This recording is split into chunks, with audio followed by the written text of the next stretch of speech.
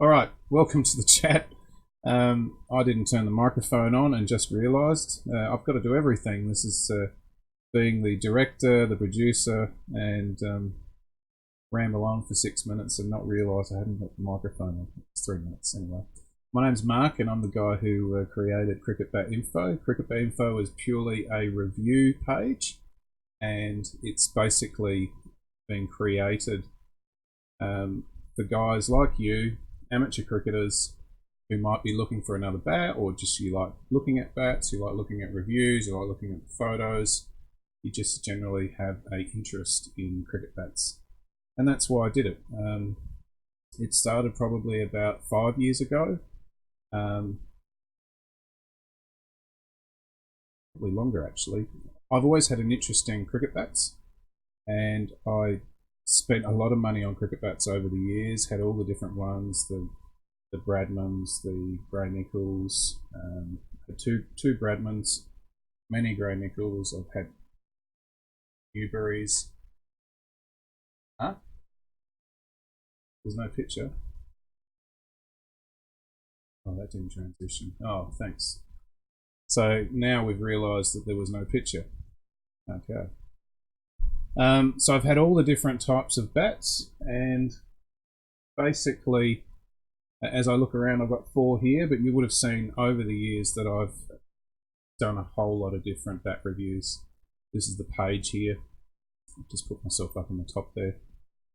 Initially what happened was I was fixing bats, and I decided to start taking photos for the owners, and I had always been a keen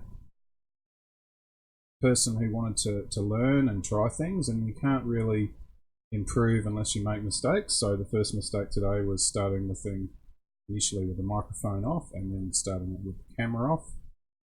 I did actually hope that I'd have some mates who would give me a heads up if things go wrong, but they have things to do today.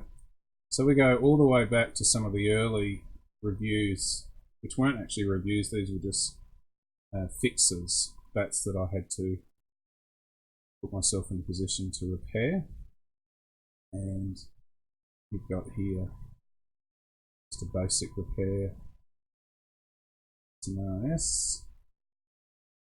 So I started learning about doing those types of things, and pretty soon I got bored with it.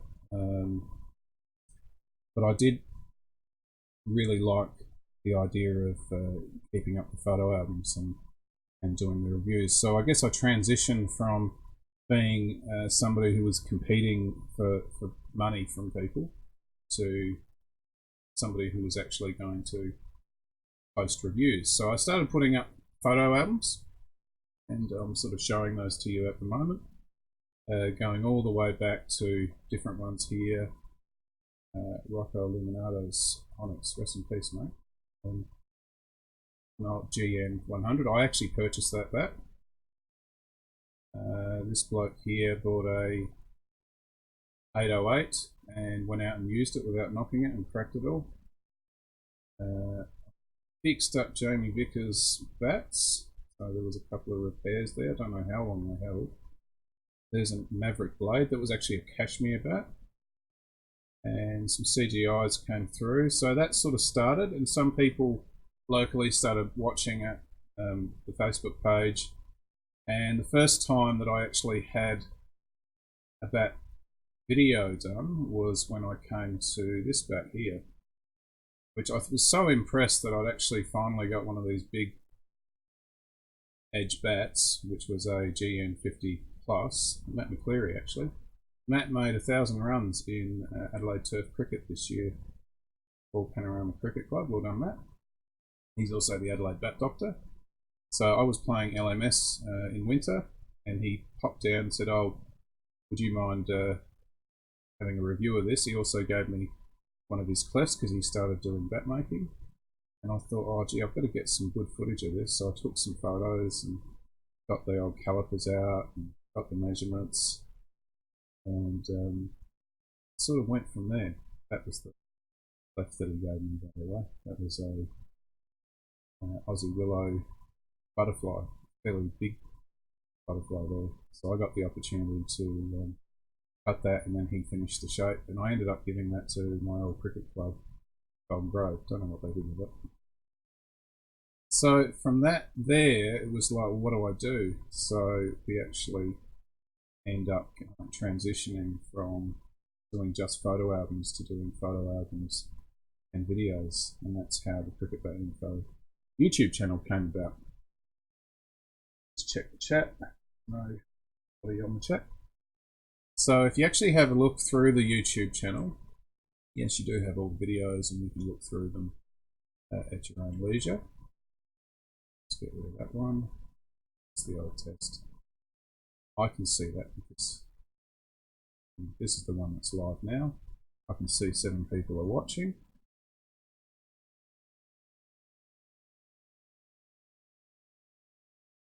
Then you go all the way down to the bottom, which is probably easier for me to check the playlists and look for one with brands. And so it was Gray Nichols. Turn the sound off there. First bats that I reviewed, somewhere in here.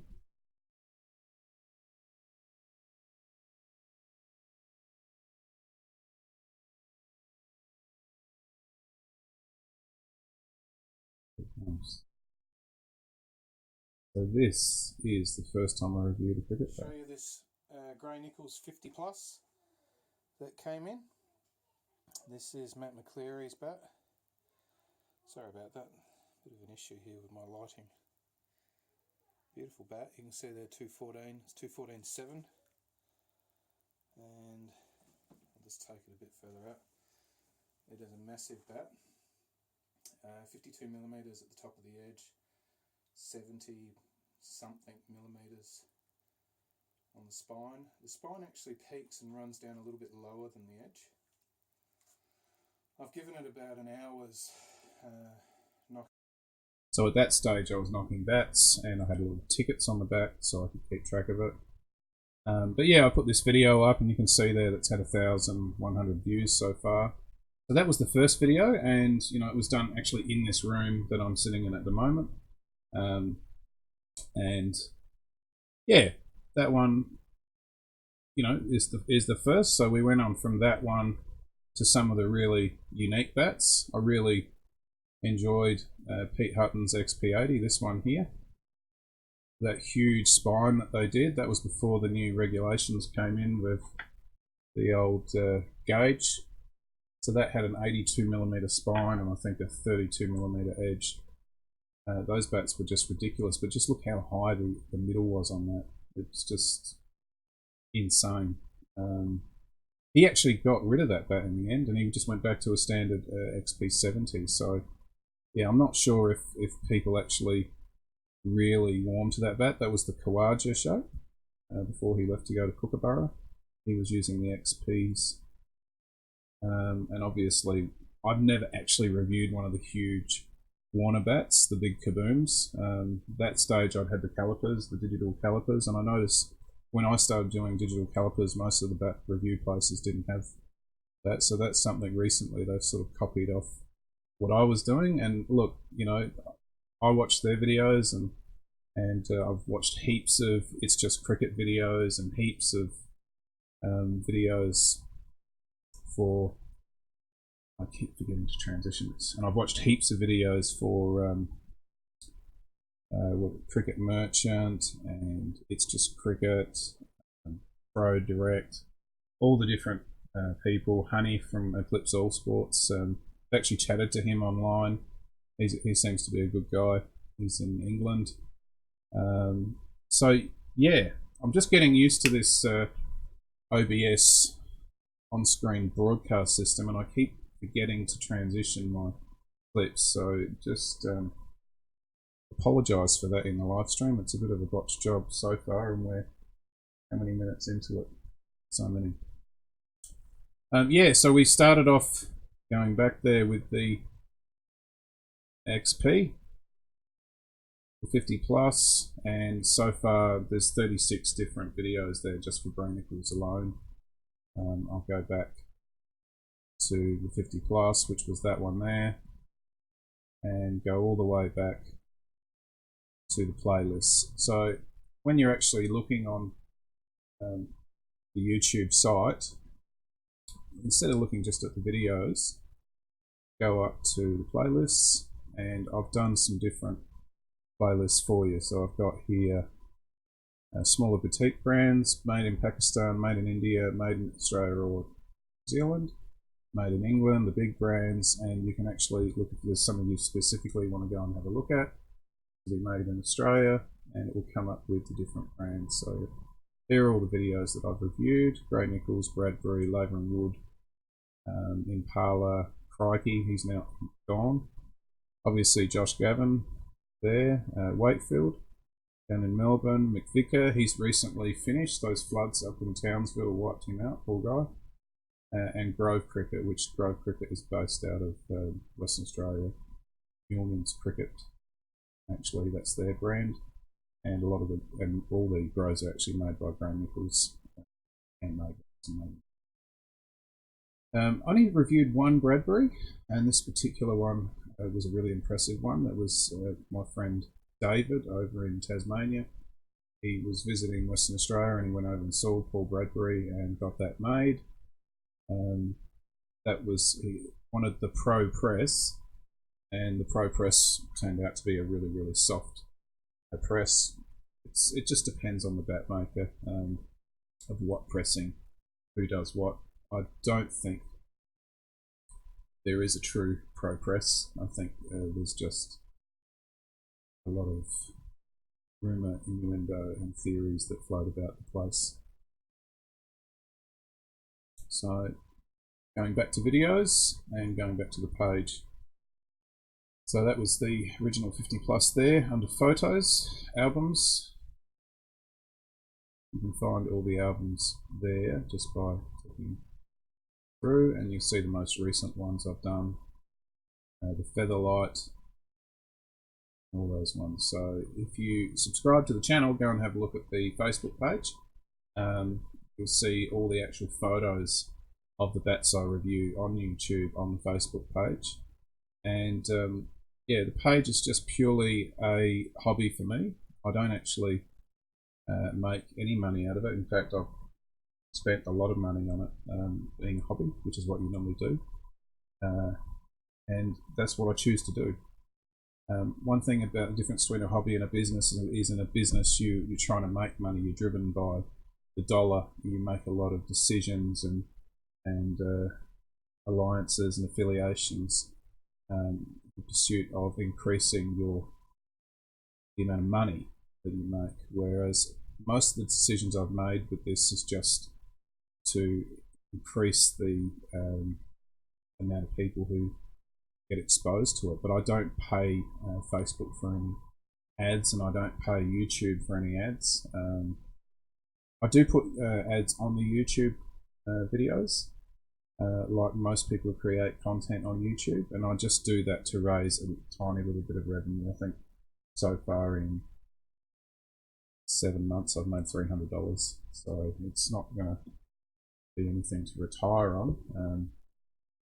So things that have happened recently, I would have spoken about the fact that I purchased a new camera. So that there is the Canon EOS M. That's an older camera, bridge camera, and I've just recently got a light for it. I've got the special microphone, so that the more recent videos, starting with the Coley review that I just recently were done with this one. I'm really happy with that. The older camera is over here. That's the Lumix FZ200. I bought that when my daughter was born. That's a bridge camera, and I would probably still be using that if it wasn't for the fact that it's got automatic gain control. So when I do the tap ups, you can't hear me talking, or you can hear me talking and you can't hear the tapping. So I wanted to improve that. The Canon came with this lens, which is a think they call that a kit lens. So that one has different ranges, and I've recently purchased a fixed lens, that one there, which hopefully that will improve things a little bit, because I don't really need to be zooming in and out when I'm just on a fixed focal length. Apparently that's a really fast lens. I don't know much about photography. You can pretty much tell that from all the photos that I take. Some, the lighting is crap in them, or they're a bit blurry. But look, I'm just trying to do my best. I'm not trying to set the world on fire with my photography skills or my video skills. Oh, that's obvious. The fact that I don't know how to use this program, and I didn't transition 4 times now. So yeah. So that's pretty much what CricketBatInfo is about. Brief rundown of the session. So I'll be checking the live chat from time to time, and it looks like I've got somebody in there now who's just put a live chat in. I'll read that in a sec. How did the live stream come about? So I just thought to myself, why don't I give it a try? I watch a lot of content on YouTube about creating, improving the channel and things like that, and doing this type of thing was one of them. So I've spent all this time doing research into how to run it. Obviously, having somebody next to you pressing the buttons would have been helpful, but I forgot to do that. So with live stream, you've got to be your own director, your own editor, and your own presenter. So that's quite interesting. We've got Pico's Place, got Labour and Wood signature. I would love for you to review next time I'm in Adelaide. Okay, that sounds good. Somebody's just come through. Tim's Piano Studios. Do you currently have any bats being offered? And then he's retracted that. Oh, so he's put that on. I'm taking it off. Do I have any bats being offered? Well, I'm not a store, so I don't actually have any bats being offered at all. I just purely review them. So that the way that it works is you guys, the players, if you want to help me get reviews in, just when you buy a bat, let me know. And you'll have to pay the postage there to me and back, which hopefully if you're in Australia is okay. And I do the review. I do the photos, and if I've got the time, I'll do a knock-in, but I don't always knock bats. I'm actually trying to move away from that, and there's a reason for that, but I choose not to get into that, more family reasons. But yeah, to get the content in, it's mostly reliant on you guys. And sometimes, you'll see me do a whole heap of GNs in a row and a whole heap of SSs, and there's been no kookaburras in. And there's been other brands that haven't come in, and that's purely just, it's, what I can get my hands on. It takes time to put the reviews together. It takes me anywhere up to 8 hours to edit a video. Just today, setting up for this took me a good 4, 5, 6 hours just today. And I tend to try and just review the bat, what's in front of me, give you my live reaction. It's a little bit like an unpacking video. And why do I do it? It's just something to do. It's a hobby. I like the fact that it's like somebody who could be a test driver. You get to sit in the car, turn the wheel, check out all the gauges, spin the wheels, and then you hand it over to the guy who owns it. So I don't get any further than that. But I'm not the guy who builds the car. That's the bat makers and the people, the brands that get the bats made for them. It's purely somebody who's doing reviewing and hoping that you're enjoying it. Somebody here has written down, are you currently offering any bats for sale? So during the year, you would have seen I purchased for review, which one was it? The Labour and Wood Featherlight, this one here. So I've had a thing to actually finish that review process. Hang my bats to where it workstations. So that's the labour and wood feather light there. Transition over to the camera.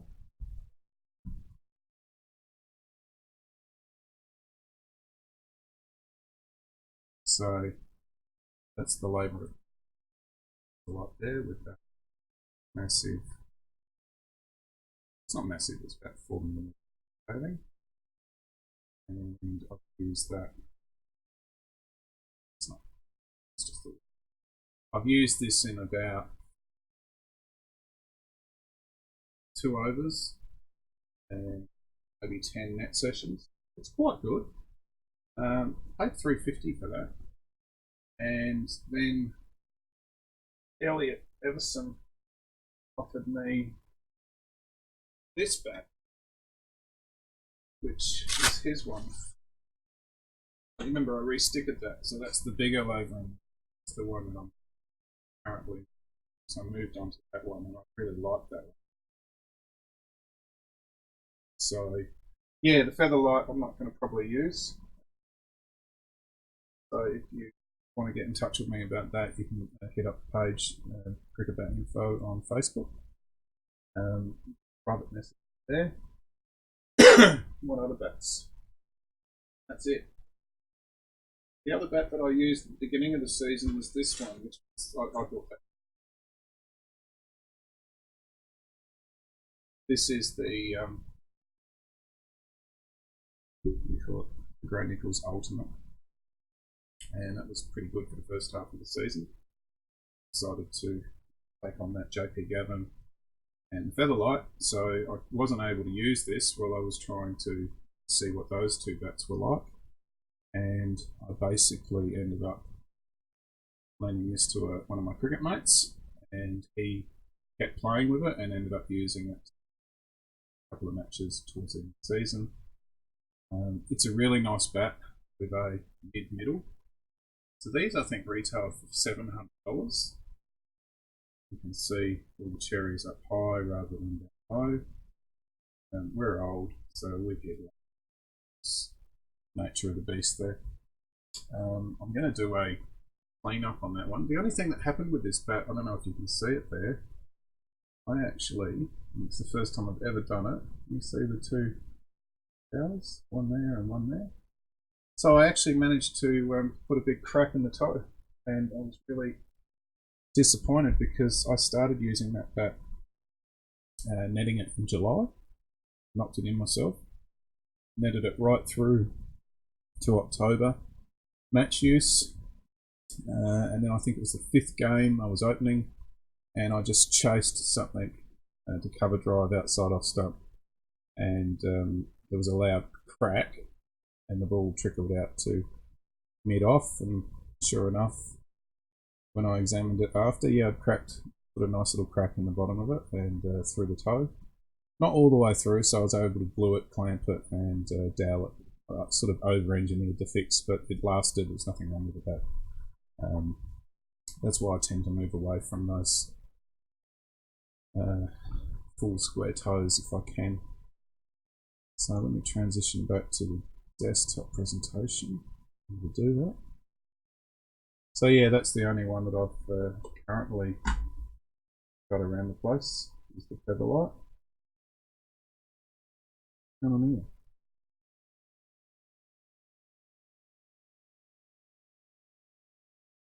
Okay, another test. What was your favourite bat you reviewed this season? Oh, that's a good question. Let's have a look. So that was Justin Brandis. Hi, Justin. Let's have a look through the videos that I did. So this season, so we'll start around. There's been a few. So the season really started probably around. Yeah, it goes back some months.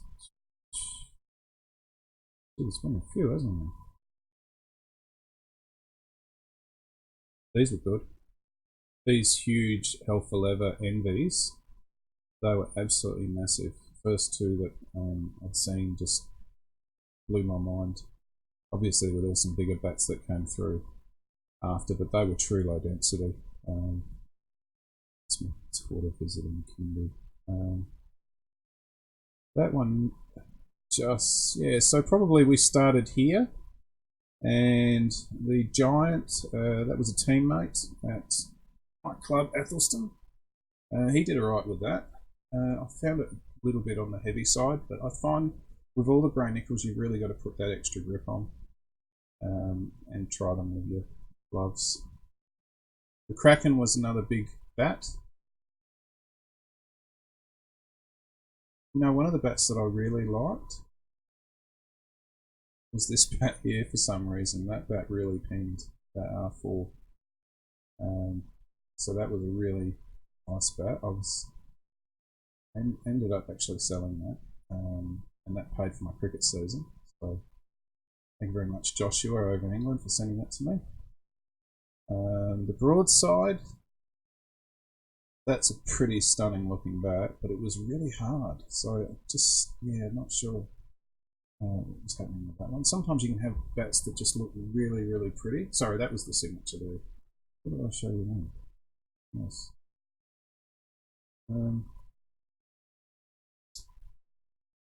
Yeah, some of these bats I don't even remember reviewing, to be honest.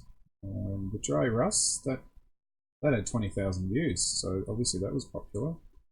That was a nice bat. I think the owner, David's got 2 of those.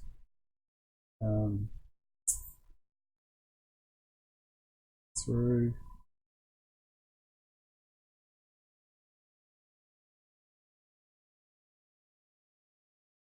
Getting near the top, aren't we? Yeah, I don't actually have a particular favourite. I did like that one. That one looked really good. The Steinus, I think initially I said it wasn't. It's just, it didn't sort of stand out as something that was better than the rest, sort of thing. But as it sort of, you know, as I keep saying, I kick the tyres. I don't actually get to use them. But I reckon that would have turned into a really nice bat. It just had so much coverage on it. Yeah, it's really hard to nail me down. I really did like the Finch. I thought that was a really impressive shape. The B3 Finch, that was really nice.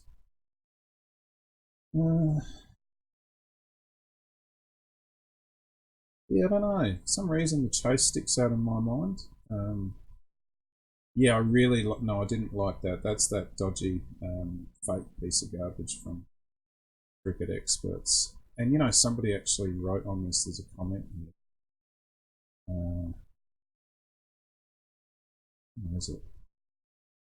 There's a few comments here, but the most recent was, I love the grains on it. What a stunning bat. So it's obvious some people can't actually read English or understand it because they think that that's real, whereas we went through it, that's actually just thin wood veneered onto the face and back. I spoke a bit to Laver and Wood about that. I've had a few chats with them on the phone, and they said they were trying to work out for bat makers. Paul Young I was speaking to, that they just couldn't work out exactly how they do it. So it's impressive technologically that they can do it, and if they sell it as a CX, I don't actually have an issue with it. If you know you're buying something that's laminated like that, where you can see that the grains don't match up, then I don't see there's an issue. But it's when they put other people's stickers on and try to pretend that that's a CX, then that's just fraud. Don't have time for that. Oh my goodness, the chat's going off. In your experience, which has been the best bat you have knocked in? Best bat I've knocked in. Yeah, it's going to be really hard, you guys, to pin me down on what's the best bat I've ever seen or had. I'm pretty open-minded about bats. I like them all. I really liked that Solix. Annoyed I got rid of that. The other bat that I really, really liked was my B3 what was that thing called? The beluga.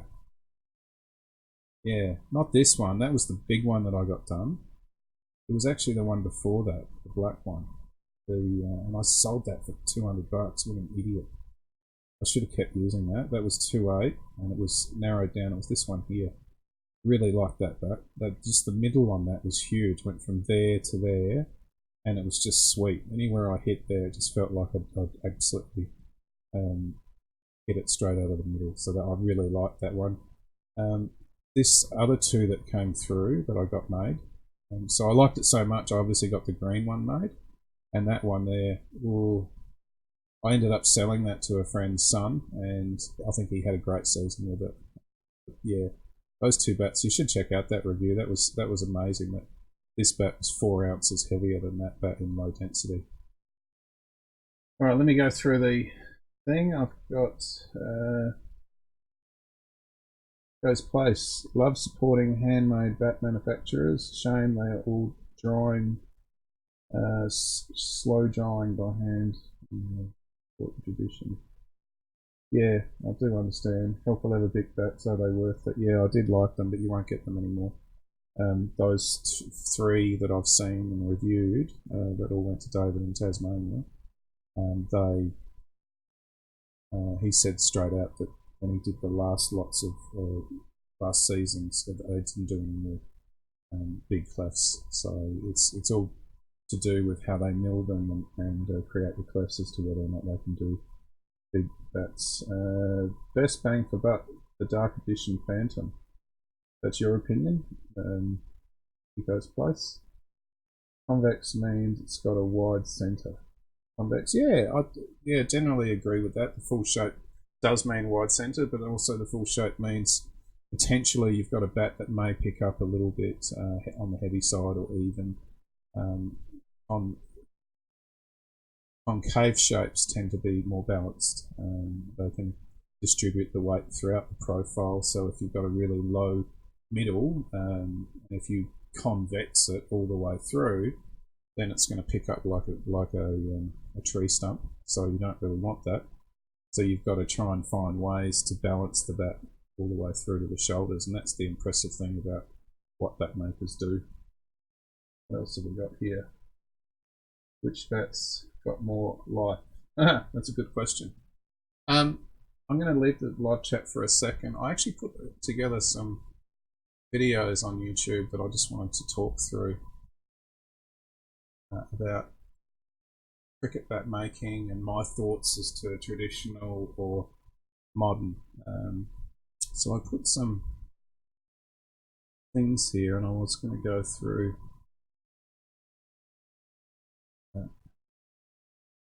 the old traditional methods, so you've got here one of these videos where planting the willow. This is one of these old path, so this is in Suffolk. I think this is actually Warsaw, but it might be Grey Nichols. So you can see them there working in their suits with their hats on. Unbelievable. So the W must be Warsaw, and then they fell them.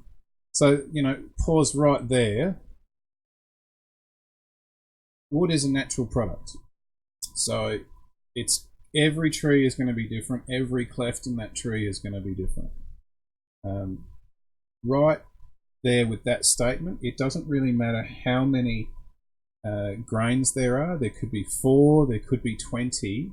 The playing characteristics are not governed by the looks. They are purely governed by where that thing has been, and whether the wind has been blowing, has it been bowled over by all the storms that have happened recently, or is it just grown pristinely. So that's one aspect of that there, that you just can't really tell when you buy a bat unless you've had the opportunity to maybe tap it up. And the other thing is the balance on those clefts. They can, when they look at them and they balance them to see whether or not, where's the best part of it. It's going to be at the face, and where's going to be at the handle. You can actually have clefts that are weighted more towards the handle side, so they pick up brilliantly. So you've got these guys knocking down the tree, putting in the wedges, and down goes the tree. and you guys like me, you would have seen all the videos where they use all the modern equipment. But the standard thing of how they fell these trees and mark out the rounds, which is what he's doing there, which is just the basic length of where they're going to cut them. That hasn't changed, and that's the beauty about bat making, whether or not they're being done cut on a CNC machine or cut by hand. These parts of it don't change. So he's putting in and making his cleft sizes, hand spans, and that sort of stuff there. This is probably a 1960s, 50s video. And then they're putting it through the mill. This stuff doesn't change. I'll show you a few other videos and they're all the same. The basic skills of bat making, the pressing, all that stuff continues to be pretty much the same. So stop right there. Actually want to go back to this video. So yeah, the next thing is, so that piece of wood is an unusual, everyone's different. Some of them can be damaged straight away and the bat maker can't see it. So then you've got to go in and press them. Now each bat maker has their own style of pressing. You will know that if you've tried different bats out. There's no science to it. I mean, I know that Gunnar Moore did actually do a scientific study on it and came up with their style of pressing, which was much firmer, but they've actually toned that down since they originally pressed the bats that way. You can see that the latest guns are more, they're not as hard as they used to be probably 5-6 years ago. So they went a little bit too far and the flat faces didn't really work for them. So they've gone to that 4.5mm camber, where the new one is 5mm on the thing. So that's one variable that you've got to take into account, is when they're pressing the bats, are they actually taking the care to press that particular cleft to its optimal performance, or is it just being rammed through a hydraulic press machine, which may be tuned perfectly with the bat maker's experience, years and years. And they absolutely need to be sure of what they're doing. So there's one variable. And then the next thing you've got here is the handles themselves. The handle technology is really important, how they put those things. That they're moving away now from rubbers like they're doing on this bat. These 12-piece handles. They're moving more to corks now because they've found that the glues that they're using, rather than what you've got there, which is the animal glue, the glues don't hold on the rubbers, so you have handles that split. But if the handle is doesn't have any give in it, then the bat will feel really, really tight. And I think with that featherlight there that I've got, Laver and Woods handles, they don't do multi-piece handles. They just cut the slats in and put the inserts in and then bind them. They're a much stiffer handle, so that you get more power in the shot, but you also get more vibration and things like that until the handle plays in. If you give it time, it will come good. Whereas these multi-piece handles, they probably played really nice. The latest Gray Nichols Melbourne handles with the tape on them, they actually feel really good early. So that's one thing I can tell you. And the CA handles, that CA 15,000 plus that I reviewed, the CA handles feel really good early too. So handle technology can change between all the different bat makers. And you've got this guy using his eye protection, cocking it in the face, making the handle. And then obviously somebody has to do the joint. That's an important thing. This is the thing only bat makers who have been doing it for years and years really have a handle on. How to get that joint right and how to glue it, and how to leave that tiny little gap there so that it doesn't split. And then you've got the traditional shape there, which the guy is going to go through and he's going to balance it all by hand. Well, I mean, have a look at that cleft. Look how thin and skinny it is compared to what we use now.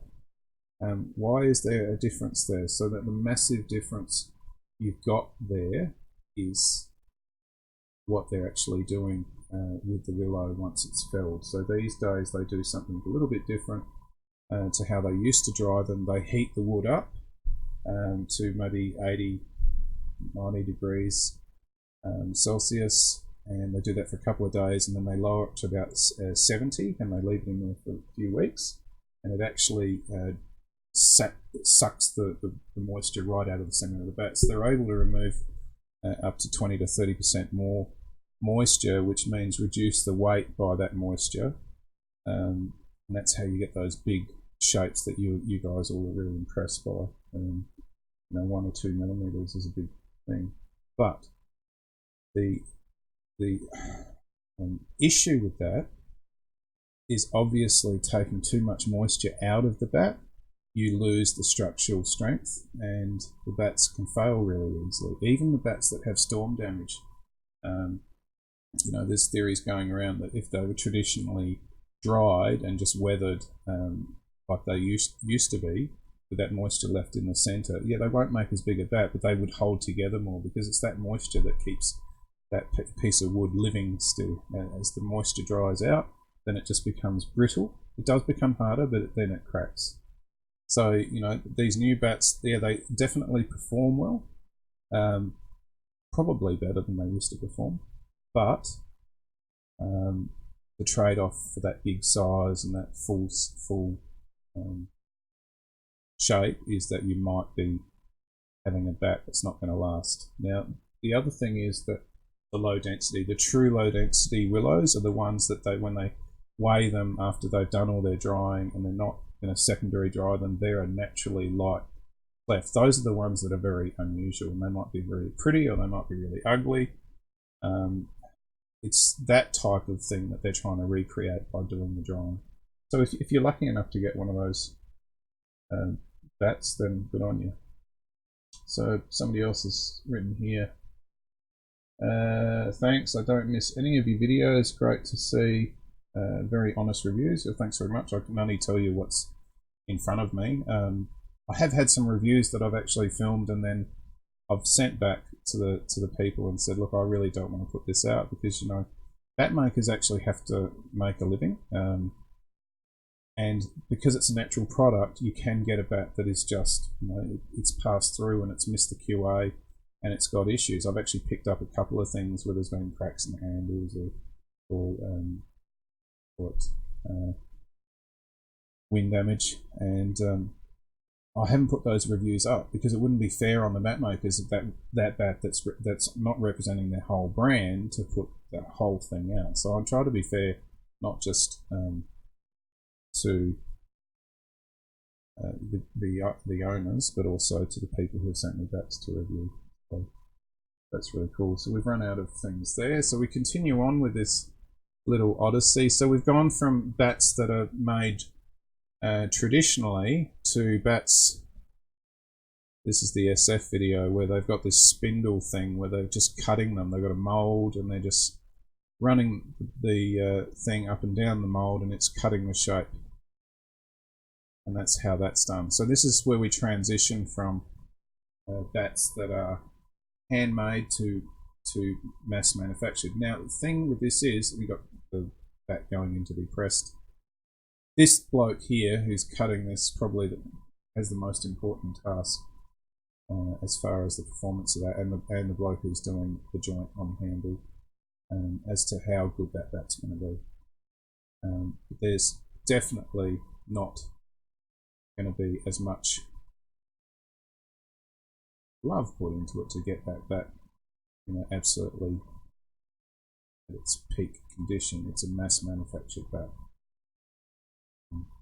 So that's just my thoughts. I don't have actually an issue with some of the mass manufactured bats. I don't have an issue, for instance, with how GM, cut their bats with the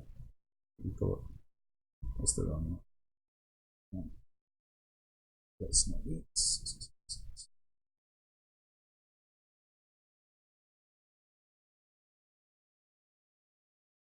Looks like I've lost the video that I put.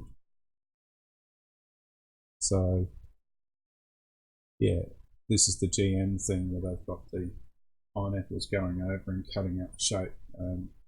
The thing about that is, you know, when you're mass manufacturing bat after bat after bat, how do you get less errors? So that's what that's trying to achieve. There's not going to be the variation that you have with the handmade bats. I've had labour and wood bats that, you know, I put the measurements on. Oh, one side's 1 millimetre bigger than the other. Well, you know, they're made by hand. It's all done that way. It's not a big deal as long as the bat balances. Whereas these bats are, you know, take less time because that machine's just going to run through it at so many thousand RPMs and just cut that shape. You know, no time whatsoever. So you could, you know, you argue that there's the repeatability factor there. There's the less errors. They save money as a manufacturer, and then they can put their time into the other things like polishing the bats and getting the handles. They still have to do the handles all by hand, and then they've basically used that time to now do getting the bats, what do you call it, boned and knocked, which is a pretty cool thing that you get with the GMs. You still have to play them in. So yeah, that's my thoughts. Do I have a preference as to whether it's handmade or not? Look, I've used both types of bats, and you know, I loved my grey nickels that I used for like 8 years. I really liked my Newbury that I used for about 5 years, and I've liked all the B3s that I've had. They were stunning bats, but because I was so eager to get more reviews out, I never hung on to them. I swapped them out to get another bat to review in. So I'm actually at the point now I've got no more V3s, but I've got all these Labour and Woods, which I'm really happy with because, you know, they're a really stunning bat and really well made too. So yeah, I don't have a preference. I think you need to develop a relationship if you're going to go down the path of getting your bats bespoke made and made by a professional bat maker, you know, like Labour and Wood or all the different ones in England and Australia. I can't name them off the top of my head right now. Obviously, you know, JP Gavin and Bradbury, and you can contact them all and say, can you make me a bat to my shape? Of course they can. But you need to have confidence, and you need to build a relationship, and you need to have trust, and talk to them and build that relationship. Once you've got that, then you're always going to feel happy when you use that type of bat. So that's a really important thing. So it's been fun to go through all the old bats and having a look at the chat today. I'm sorry I messed up a few things at the beginning of the feed, so I might run a few minutes over since I lost about 8 minutes stuffing around, not transitioning videos properly. Some recent cricket bat news. So somebody said to me the other day, oh, it looks like Spartan's gone down the tube. So I just done a Google search here, you know, Spartan in liquidation. Recently you've seen news things like Mitchell Johnson sued them and Joe Burns sued them. They took on Warner, obviously. They had Johnny Bairstow, and then he's left them just recently. Sachin Tendulkar was on the board. He left in January. And then you've got MS Dhoni, who stopped recently using Spartan bats. He was also I thought he was an investor, or he had shares in it, but that might have been the old company that was wound up. So it's really interesting what's the future of Spartan. Obviously, David Warner's still using their bats at the moment, and so's whatever he calls himself, the universal gift to God, Chris Gale. They are still using them, but they've both got shares in them. That's basically how their thing has worked out. They tried to float the company last year, so that's an interesting chain of events. They changed the company, moved to a different place. I think watch this space. You might find in the coming season that somebody like Dave Warner may be using a different brand. You might find that Spartan will wind up altogether. Schlesinger is on its deathbed as well. They were taken over by Sports Direct, and they released a few interesting bats about 5-6 years ago. The TAS bats and what do they call them, the hex handle bats, and some sort of innovations there that were gimmicks. But nothing has really happened in that space for a while. It'd be sad to lose a bat manufacturer, but that's just the way it happens, you know. And in a way, we, the people who buy the bats, are just as responsible. If you spend too much time watching what bat the international players have got, you probably miss a whole bunch of bats that are just way, way better. And it's just purely because people can't afford the sponsorship money, you know, to put the bats in the hands of those guys. There's a big business that goes on. You know, why is MRF a tyre manufacturer and SEAT a tyre manufacturer putting bats in the hands of Coley and that? They're not bat makers. That's all about getting their product sold. Sorry to sound cynical about this, but that's the big business side of it. You know, so don't get too seduced by what bat the big guys are using. But you know, it's nice to walk into a shop and be able to pick a bat up and go, yeah, that feels right. But I personally, you know, like I remember doing this particular bat here. I'll find the photo. This was the bat that I did with B3 a few seasons ago. It's bloody odd because I designed it. You know, I basically said, look, I want this, and can you make me that bat? And I paid for it, and I also bought a one stripe version, which is a grade 3 of the same bat. And where is it? It was an absolute stunner. It was this one. No, it's not it.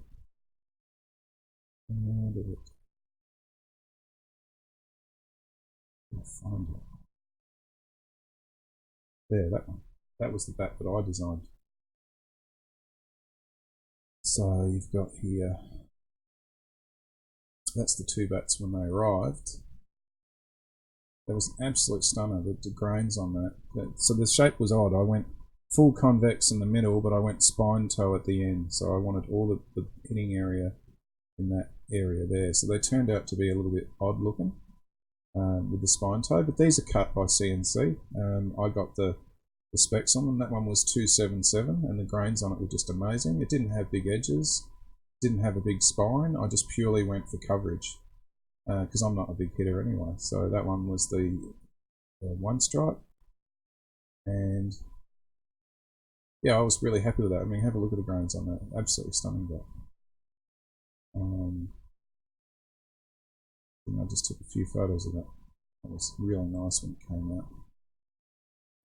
So you can see that full convex shape that I had on that one. And I ended up selling that to a guy in Sydney, and I think he's got that in his collection. And that was the design. So I was able to come up with that design with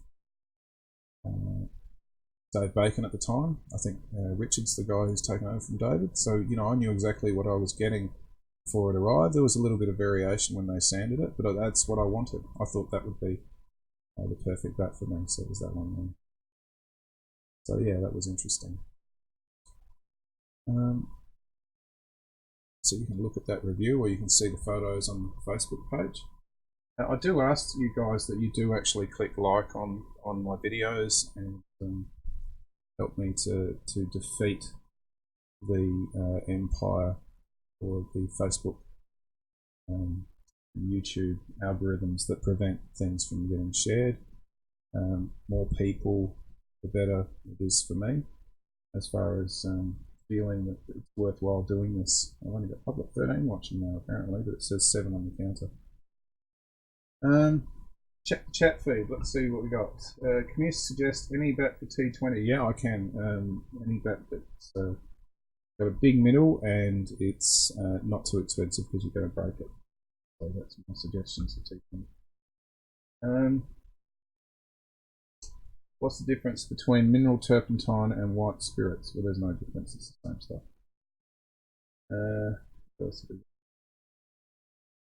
Was Spartan using Canadian willow? I don't know, but it's a good question.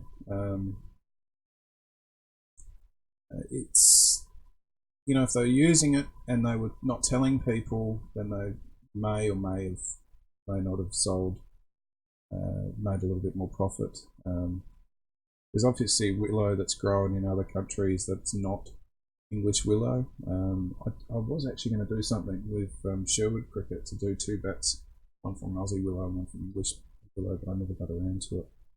He was going to make the same, and just to see whether or not there's any performance difference. I think you'll find that if the bat is actually pressed correctly and looked after, it'll be fine, but if it's over dried, then it's just going to fall apart. And I think that the problem with these lower density willows is if they're not pressed correctly, overpressed or underpressed, they just fall apart. Overpressed, they'd obviously not have a middle, but the other thing is that they're too dry, they just fall apart as well. The structure on the Canadian willow is a little bit different in the colour. But you know, I've had different types of willow come through. There was one Irish willow bat that I purchased. I think I got that off John O'Knight for about $70, $90, I can't remember, and knocked it in and used it once in the nets and felt like a goose. Honestly, I don't feel confident using a 50mm, 55mm edge bat. I just feel like I'm using one of those mongoose things. What else?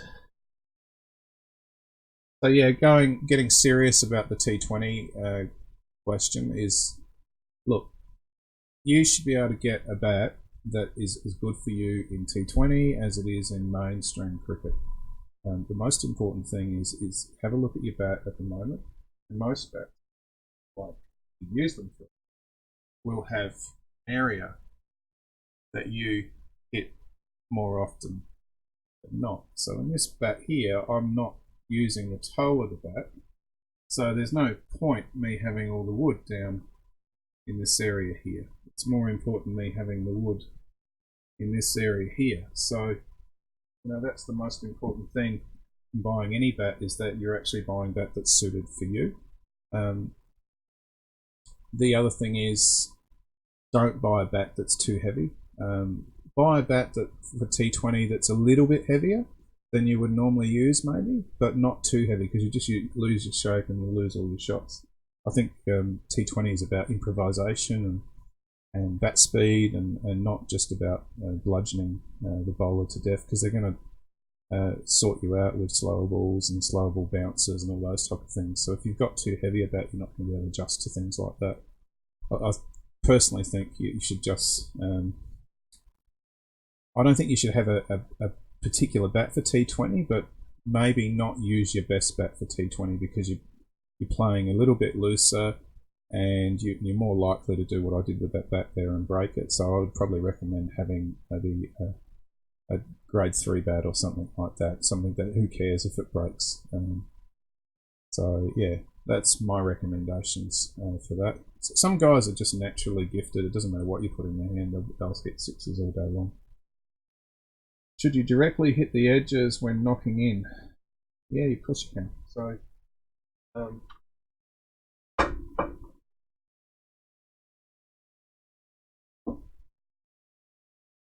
this is mallet, and I've got knocking in videos, but if I hold this up, so I tend to, when I start, I roll the edges with something really hard and strong just to round them down, but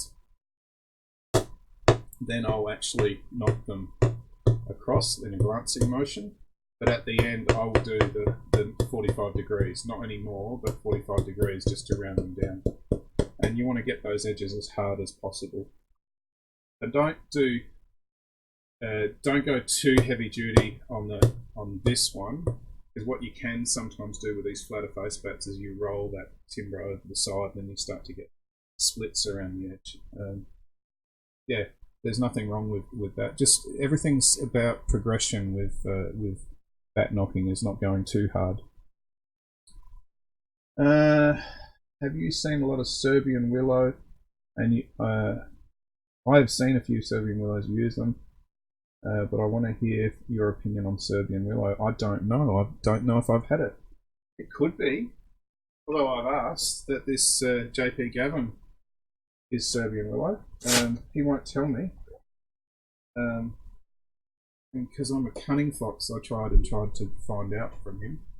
That bat there is super low density, and players shape it. That's a really nice. See the bow in it. It may be. I mean, it doesn't have really pretty grains or anything like that. The thing about, I guess my theory on it is, you know, it might be equivalent, isn't it? English willow just grown in Serbia. Yeah. I don't really have an opinion on that. Maybe next time I come online, I'll have an opinion. Send me a Serbian bat and I'll give you an opinion. The Perkins 17. It is Serbian. Click. Ah, there you go. That is Perkins. I think that's Mr. Bradbury, actually. I'm telling you that. So nice to see you online. How are we going for time? We're nearly at the end of this. What else did I have to tell you? So yeah, look, 7 or so people watching online, and I know a few of you will get to it later. Have a look at the Facebook page. You can chat to me online. You can always message me and I'll respond to you, which I do for a lot of people, although they don't tend to leave recommendations. They chat to me all the time. So when I go into my notifications, my inbox, I've got questions from heaps and heaps and heaps of people. And it's nice to chat to you guys, just to say hi. What have we got here? So I'll look through the done ones. What the chats? What have you guys done? Facebook.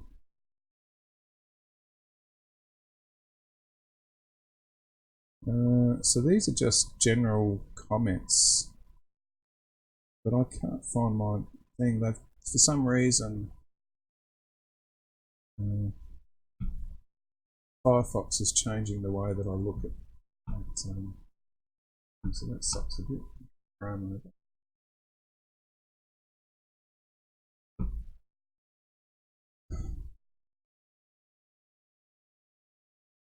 Oh, I'm obviously a Crows supporter. I will just mention this. Some of you may or may not know that we have a disabled daughter. She's very sick. And the Crows Children's Foundation is one of the things that have reached out to us and taken us to see the games. Oh, they didn't tell us to take us to see the games. You owe us. But they've definitely taken us to Christmas. And we've gone to a closed session, and as Crows supporters, my daughter was a big Crows supporter, but she can't do that more.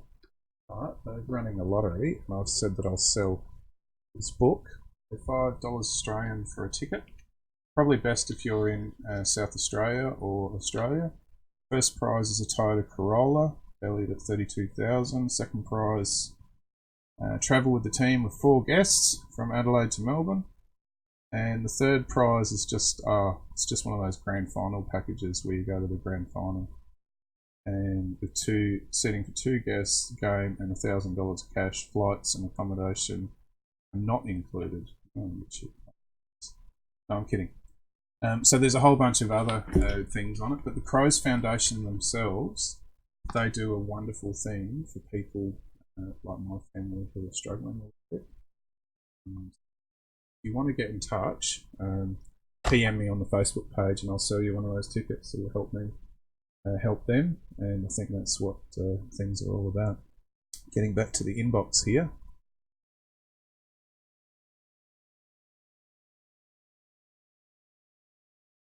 So, here we go.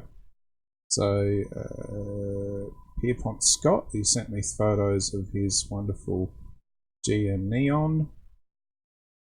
Dale Chandler the other day was disappointed that his Hitman cricket bat snapped like a twig.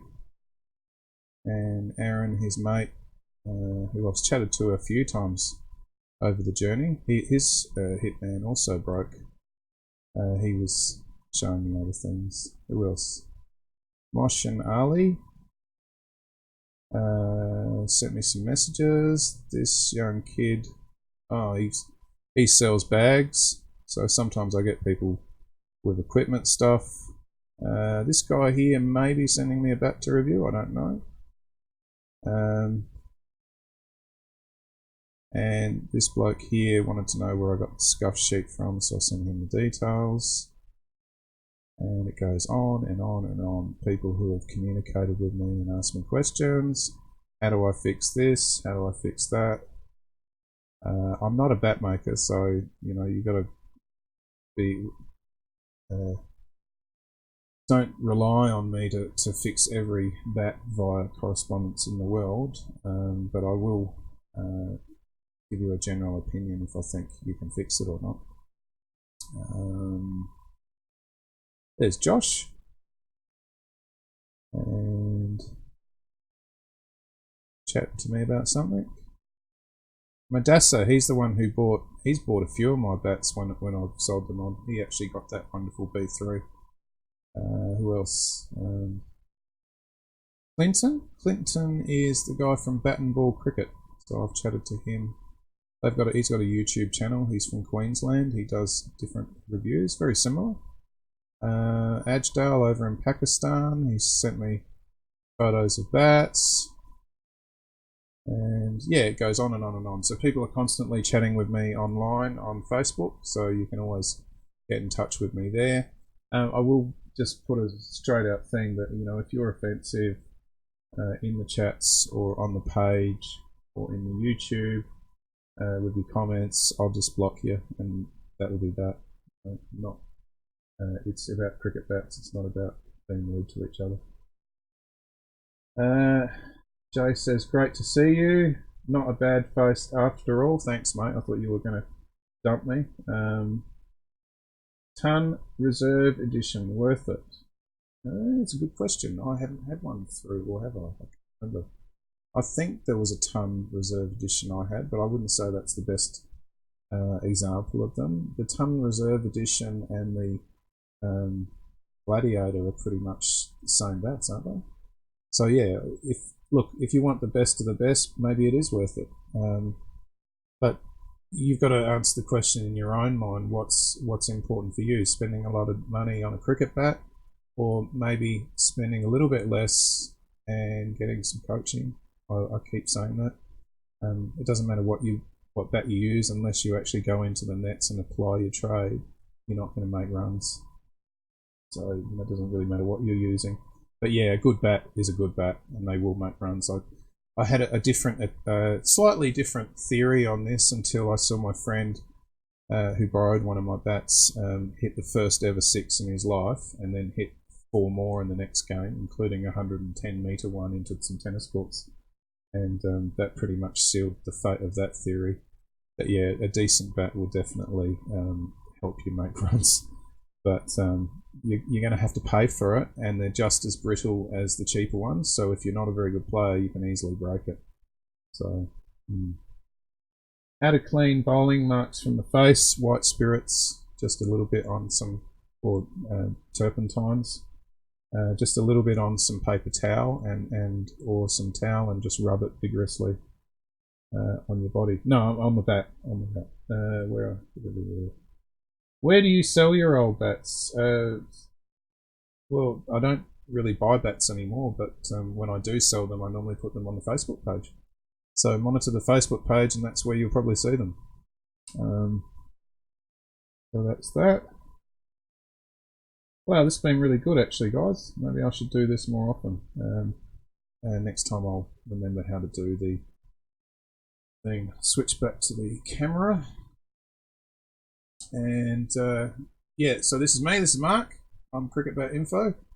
I'd like to thank a few people who have helped me along the journey. I'd like to thank Dave from Tasmania and Jono up in Queensland. You guys always give me good advice. And Dave, you've always sorted me out with some wonderful bats to review, so thank you very much. I also want to say thank you to the guys over in England. And say hi, Callum and Simon. Simon May, I know you're just doing art at the moment, mate, so Always thinking of you, and it was your photography on custom bats that got me swayed that that's what I wanted to do. So thumbs up to you, mate. I know you're doing it tough at the moment. So Callum and Joshua. Joshua sent me a few bats, which I actually don't have any more, Josh, so sorry about that. But that money has been reinvested into the channel. That's what we create now, which is something that's full of honesty. So yeah, there are many other people. Josh Gavin, thanks for sending that back. I still haven't decided what I'm doing with it, but why would I get rid of a bat that's so good now? The other people, Matt McCleary over time, he's helped me out too. Matt is a guy who fixes bats and also makes some bats here, the Adelaide Bat Doctor, so I'd like to say hi to him. I know I'll forget some people. Jack Conus, I hope that's how I pronounce it. So JK Repairs in Adelaide. You're also a good kid, and you do some bat repairs around with all the grade cricketers and the like. I know there's heaps of you repairers around the country and bat makers who you do the circuit of all the international players. That's not what I want to be. I've never wanted to be a repairer. Sometimes customers give me the puts, so not my thing. Somebody else has got something here. I'll just finish this off. So yeah, thank you to all the people who have been supportive. It's been a 5-year journey getting from where I was to where I am, and hopefully I keep going. But it's a hobby, and I could end it at any stage, but I'm not ending it anytime soon. There are new bats coming in for review on the Australian off-season, and I'm really going to follow up that stuff that I wanted to do, which is the interviewing bat makers, because I think that's really where it's important for you guys to get a face and a picture on the guys who actually make good bats. So there's one there for Evan Madonis, and you can view that. So we're 15 minutes over time. I think that makes up for all the mistakes I did at the beginning. I'll just finish off with the last few live chats and sign off.